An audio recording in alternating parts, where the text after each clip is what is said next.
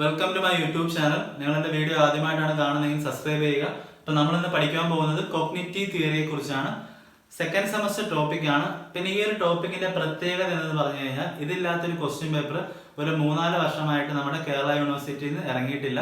അപ്പം ചിലപ്പം 1 മാർക്കിന് സ്കീം എന്താണെന്ന് ചോദിക്കാം, അല്ലെങ്കിൽ building blocks of thinking process എന്താണെന്ന് ചോദിക്കാം, അല്ലെങ്കിൽ 4 കൺസെപ്റ്റ്സ് ഉണ്ട് അത് മാത്രമായിട്ട് ചോദിക്കാം, അല്ലെങ്കിൽ 4 സ്റ്റേജസ് മാത്രമായിട്ട് ചോദിക്കാം, അല്ലെങ്കിൽ എസ്സേക്ക് കോഗ്നിറ്റീവ് ഡെവലപ്മെന്റ് തിയറി എന്താണ്, അതിന്റെ ഇംപ്ലിക്കേഷൻ എന്താണ് എന്ന് തന്നെ ചോദിക്കാം. അപ്പം അതുകൊണ്ട് തന്നെ ഇതൊരു ഷുവർ ഷോട്ട് ആണ്, എക്സാംസിന് ഒരു ഷുവർ ഷോട്ട് ക്വസ്റ്റ്യൻ ആണ്. അപ്പൊ കുറച്ച് ഡീറ്റെയിൽ ആയിട്ട് തന്നെ നോക്കിപ്പോ ആദ്യമായിട്ട് ജീൻ പിയാഷെ ആണ് ഈ ഒരു തിയറി പ്രപ്പോസ് ചെയ്തത്.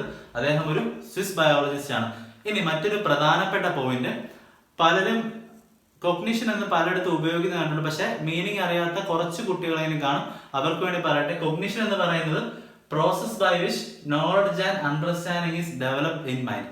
അപ്പം ഈ 2 കാര്യങ്ങൾ മനസ്സിൽ രൂപപ്പെടുന്നു. അത് ചിലപ്പോൾ തിങ്കിങ്ങിലൂടെ ആവാം, അല്ലെങ്കിൽ നമ്മുടെ ബേസിക് പെർസെപ്ഷനിലൂടെ ആവാം.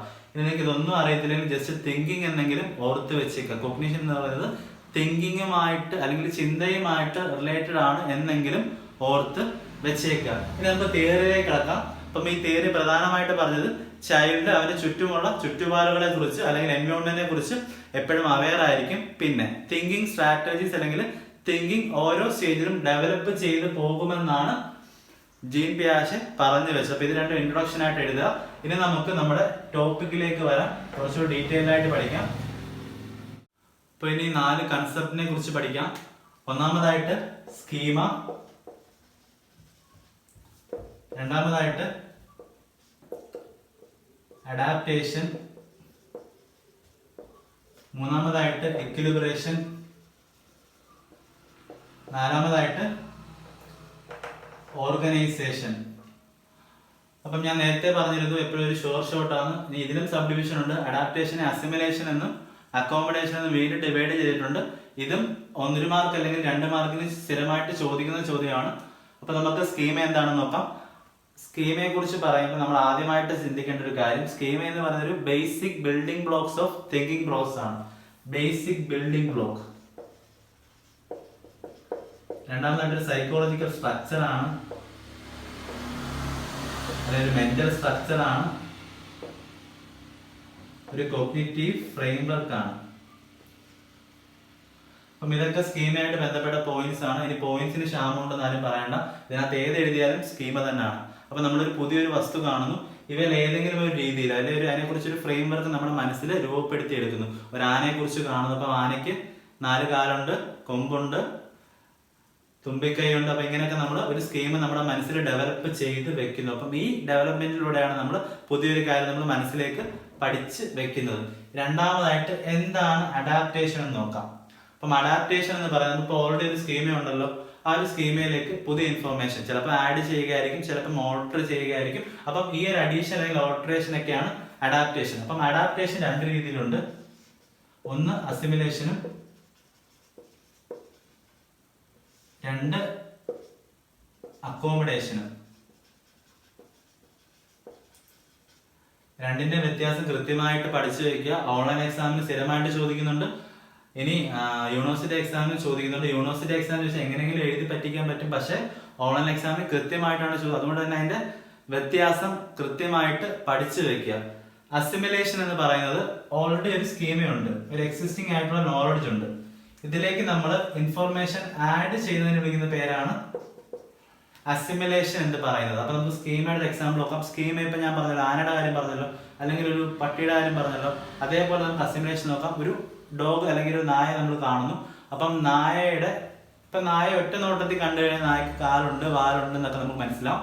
പക്ഷെ നമ്മൾ ആ ഓൾറെഡി എക്സിസ്റ്റിംഗ് ആയിട്ടുള്ള നോളജിലേക്ക് നമ്മളിപ്പം ഒരു നായ ഭയങ്കര ഭീകരമായിട്ട് കുരയ്ക്കുന്നു. അപ്പൊ നമ്മൾ പറയും നായക്ക് ഒരു ക്രൂര സ്വഭാവം ഉണ്ട്, രണ്ടാമതായിട്ട് നായ എന്താണ് കുരയ്ക്കുന്നുണ്ട്. അപ്പം ഈ 2 ഇൻഫർമേഷൻ നമ്മൾ അതിലേക്ക്, അതായത് ഓൾറെഡി എക്സിസ്റ്റിംഗ് ആയിട്ടുള്ള ഡോഗിന്റെ സ്കീമയിലേക്ക് അഡീഷണൽ ആയിട്ട് ഒരു ഫ്യൂറി നേച്ചറും ഒരു ബാർക്കിംഗ് നേച്ചറും കൂടെ നമ്മൾ ആഡ് ചെയ്യുകയാണ്. അപ്പം അതാണ് അസിമിലേഷൻ. ഇനി എന്താണ് അക്കോമഡേഷൻ എന്ന് നോക്കാം. നമുക്ക് ഡോഗിനെ കുറിച്ച് ഇപ്പൊ എല്ലാം അറിയാം.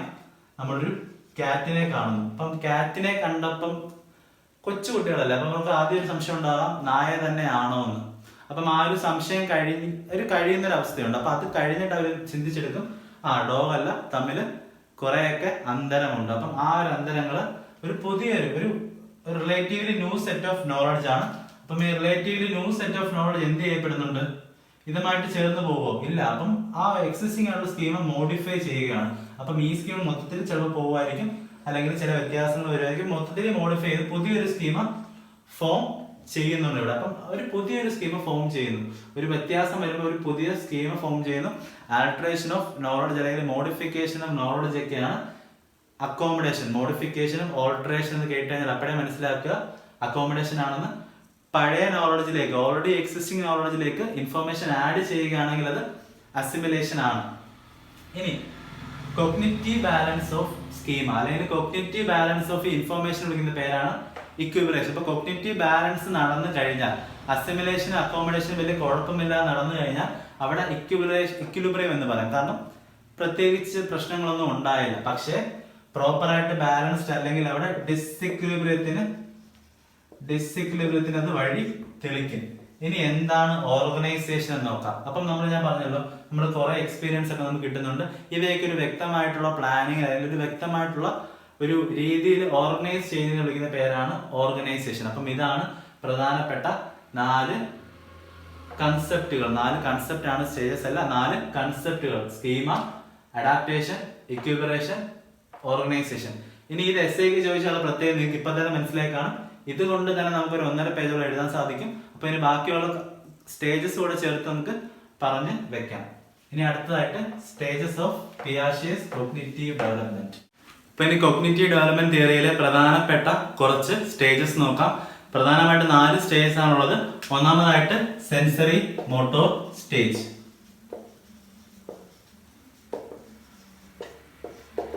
സീറോ ടു 2 years ആണ്.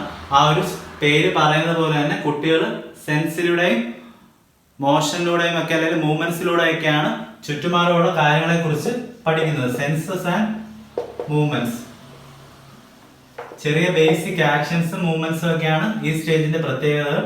ചെറുതായിട്ടുള്ള ഗ്രാസ്പിംഗ്, ടച്ചിങ് ഒക്കെയാണ് ഇതിന്റെ പ്രത്യേകതകൾ. ഇനി കുട്ടികൾ ബേസിക് ആക്ഷൻസ് ഉണ്ടല്ലോ, വാക്കിംഗ്, സ്ക്രോളിംഗ് ഒക്കെ പഠിക്കുന്നത് അല്ലെങ്കിൽ പഠിക്കാനായിട്ട് തുടങ്ങുന്നതൊക്കെ ഈ സ്റ്റേജിലാണ്. ക്രോളിംഗും വാക്കിംഗ് പോലുള്ള ബേസിക് ആക്ഷൻസ് പഠിക്കുന്നത് ഈ സ്റ്റേജിലാണ്. ഇനി ഒബ്ജക്ട് പെർമനൻസ് ഉണ്ട്. അപ്പം ഒബ്ജക്ട് പെർമനൻസിന്റെ ആ ഒരു ഡെഫിനിഷൻ കൃത്യമായിട്ട് പഠിച്ചു വെക്കുക. Objects continue to exist even though they cannot be seen, touch or അങ്ങനെ പറഞ്ഞ് നീണ്ടു പോകുന്നതാണ്. അപ്പൊ നമുക്കിവിടെ even though they cannot be seen ആ ഒരു ഭാഗം വരെ മതി. അപ്പൊ ഒബ്ജക്ട്സ് എന്താണ്?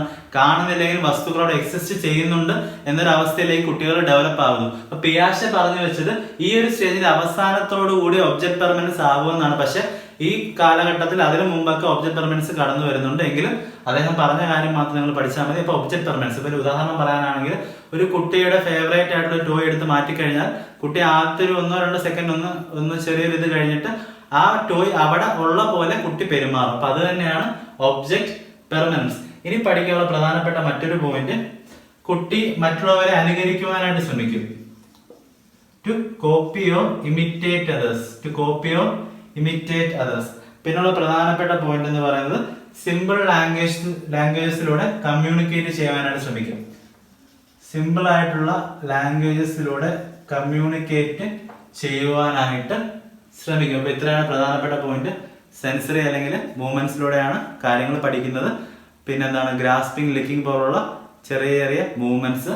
പിന്നെ ബേസിക് ആക്ഷൻസ് ആയിട്ടുള്ള വാക്കിംഗ്, ക്രോളിംഗ് ഒക്കെ പഠിക്കുന്നു. അല്ലെങ്കിൽ ക്രോളിംഗ് ഒക്കെ ഓൾറെഡി ഉള്ള ബേസിക് ആക്ഷൻസ് കുട്ടി ചെയ്യുന്നു. പിന്നെ മറ്റുള്ളവരെ ഇമിറ്റേറ്റ് അല്ലെങ്കിൽ കോപ്പി ചെയ്യാൻ നോക്കും. പ്രധാനപ്പെട്ട point object permanence. Objects that cannot be scene exist അല്ലെ, അങ്ങനെ. അപ്പം അതാണ് ഒബ്ജക്ട് പെർമനൻസിനെ കുറിച്ച് പറയുന്നത്.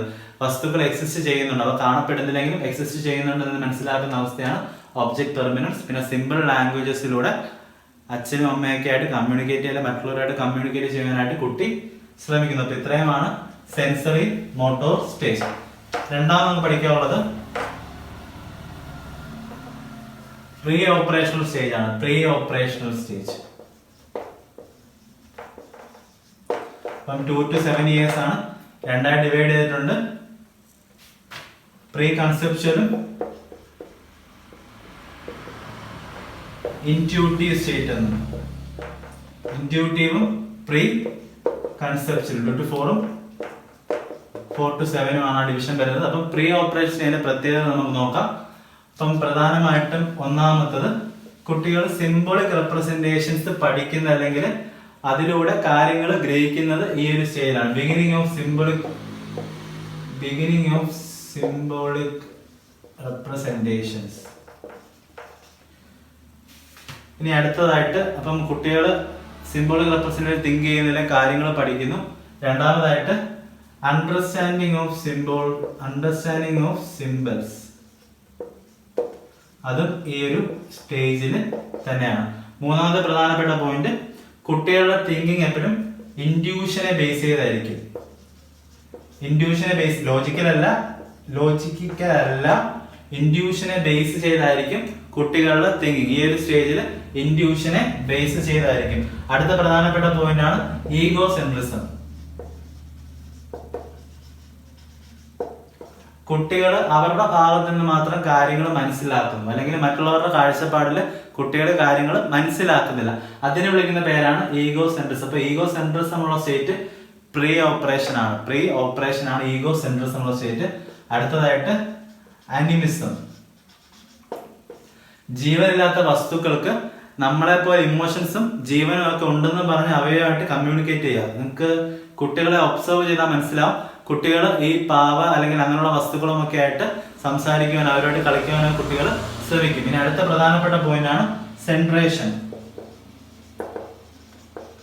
അപ്പം സെൻട്രേഷൻ എന്ന് പറയുന്നത് കുട്ടികൾ ഒന്നെങ്കിൽ ഒരു ഡയറക്ഷനിൽ മാത്രം ചിന്തിക്കുന്നു, ഒരു ദിശയിൽ മാത്രം ചിന്തിക്കുന്നു, അല്ലെങ്കിൽ ഒരൊറ്റ ആസ്പെക്ട് മാത്രം എടുത്തിട്ട് ബാക്കി എല്ലാത്തിനും കളയുന്നു. അപ്പം ഇതാണ് സെൻട്രേഷൻ. അപ്പൊ പ്രധാനപ്പെട്ട പോയിന്റ് ഒന്നുകൂടെ പറയുകയാണ്. ബേസിക് സിംബോളിക് റെപ്രസെന്റേഷനിലൂടെ തിങ്ക് ചെയ്യാൻ തുടങ്ങുന്നു, സിംബോളിക് റെപ്രസെന്റേഷൻ മനസ്സിലാവാൻ തുടങ്ങുന്നു. അപ്പം തിങ്കിങ് എപ്പോഴും ഇൻഡ്യൂഷൻ ബേസ്ഡ് ആണ്, ലോജിക്കൽ അല്ല. പിന്നെ ഈഗോ സെൻട്രിസം ഉള്ള സ്റ്റേറ്റ് ആണ്. അതോടൊപ്പം തന്നെ അനിമിസം, പിന്നെ സെൻട്രേഷൻ. ഇത്രയും കാര്യങ്ങൾ ഓർത്ത് വെച്ചേക്കാം. അടുത്ത പ്രധാനപ്പെട്ട പോയിന്റ് ആണ് പ്രിറ്റൻഡ് പ്ലേ ഒക്കെ പ്രീ ഓപ്പറേഷൻ സ്റ്റേജിലാണ് സാധാരണയായിട്ട് കണ്ടുവരുന്നത്. പ്രിറ്റൻഡ് പ്ലേ എന്ന വാക്കിൽ തന്നെ അർത്ഥമുണ്ട്, പറയേണ്ട ആവശ്യമില്ലെന്ന് വിശ്വസിക്കുന്നു. ഇനി മൂന്നാമത്തെ സ്റ്റേജ് കോൺക്രീറ്റ് ഓപ്പറേഷണൽ സ്റ്റേജ് ആണ്.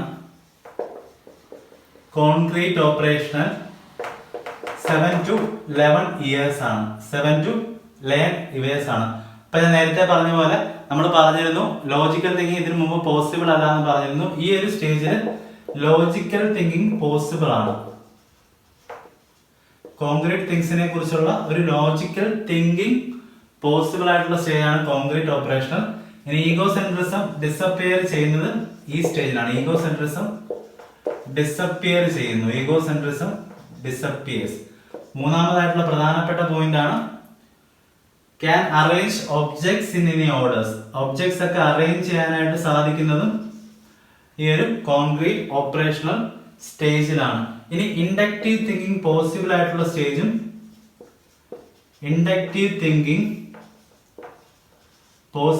സ്റ്റേജുമാണ് കോൺക്രീറ്റ് ഓപ്പറേഷണൽ. ഇൻഡക്റ്റീവ് തിങ്കിങ് എന്താണെന്ന് എല്ലാവർക്കും അറിയാം. പർട്ടിക്കുലർ ടു ജനറൽ തിങ്ക് ചെയ്ത് പോകുന്നതാണ് ഇൻഡക്റ്റീവ് തിങ്കിങ്. ഇനി ജനറൽ ടു പർട്ടിക്കുലർ ആണെങ്കിൽ ഡിഡക്റ്റീവ് തിങ്കിങ് ആണ്. അപ്പം ഇൻഡക്റ്റീവ് തിങ്കിങ് പോസിബിൾ ആണ് കോൺക്രീറ്റ് ഓപ്പറേഷണൽ സ്റ്റേജിൽ. അപ്പൊ ഇത്രയാണ് പ്രധാനപ്പെട്ട പോയിന്റ്. ഇനി സ്ഥിരമായിട്ട് പരീക്ഷയ്ക്ക് വരുന്ന മറ്റൊരു പോയിന്റ് ആണ് റിവേഴ്സ് തിങ്കിങ് പോസിബിൾ ആയിട്ടുള്ള പിയാഷയുടെ സ്റ്റേജും കോൺക്രീറ്റ് ഓപ്പറേഷണൽ ആണ്. അടുത്ത സ്റ്റേജിലേക്ക് പോകാം. അപ്പോൾ ലാസ്റ്റ് സ്റ്റേജ് ആണ് formal operational stage. 11 years and so ആണ്. അപ്പം അബ്സ്ട്രാക്ട് തിങ്കിങ് സാധ്യമാകുന്ന സ്റ്റേജ് ആണ് ഫോർമൽ ഓപ്പറേഷണൽ. കാര്യങ്ങൾ ജനറലൈസ് ചെയ്യാനായിട്ട് സാധിക്കുന്നു. ഹൈപ്പോതെറ്റിക്കൽ പ്രോബ്ലംസ് റീസൺ ഔട്ട് ചെയ്യാനായിട്ട്